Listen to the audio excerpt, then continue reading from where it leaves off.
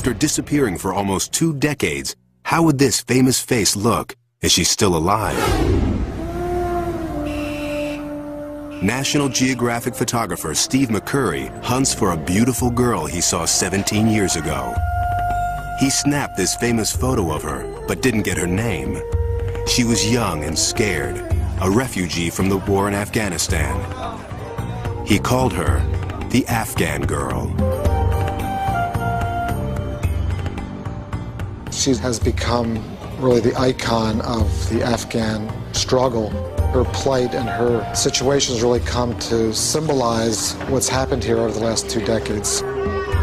In 2001, the war in Afghanistan has the world's attention. McCurry returns to the refugee camps, determined to find the face from long ago. For weeks, he roams the streets, scouring shops, markets, and schools. The photograph is his only clue. Here's my wife. Yeah, you're sure? His search proves harder than he thought. In this conservative Muslim society, grown women must wear veils. If still alive, the girl would now be about 30, her stunning face hidden from view. We're going to look and see if we can find the records, see if we can find her whereabouts. Luke says for the last 3 for this girl. After weeks of looking, McCurry's run out of hope and time. We have a lot of leads still coming in, but I'm going to have to leave today. Been through the camp exhaustively, looking and talking to as many people as possible. We've given it really our best shot.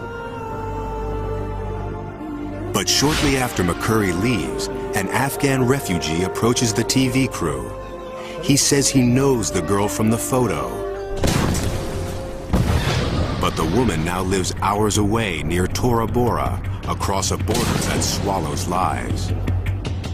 The man agrees to bring her to a nearby home. 3 days later, she arrives. But there's a hitch. Local custom dictates only a woman may enter inside. Do that and then we'll eagerly await.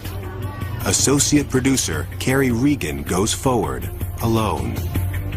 I remember walking to this back room, and there were women sitting around the floor, and they gestured to this figure in the back corner, and she looked up, and I saw these gleaming bright eyes. And for the first time, I thought, you know, we might just have something here. We might just have the Afghan girl. There's one way to know for sure. A new technology called iris mapping. Carrie snaps a photo, which is rushed to a lab in the States. There, experts compare the eyes of the woman with those of the girl.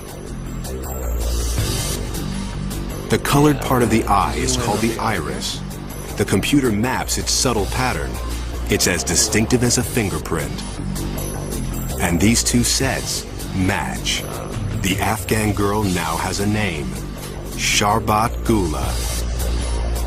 For years, she's lived in poverty in Afghanistan's countryside, oblivious to her fame around the world. McCurry races back, hoping to photograph Sharbat once again. But one obstacle still remains. Sharbat's a conservative Muslim, now married with 3 children. Will she be willing to drop her veil? It's hard for Sharbat to understand that she's an icon to the outside world. McCurry talks with her and her husband, explaining that this will bring attention to the plight of the Afghan people. Reluctantly, she agrees to the request. As he sets up the shot, Sharbat drops her veil.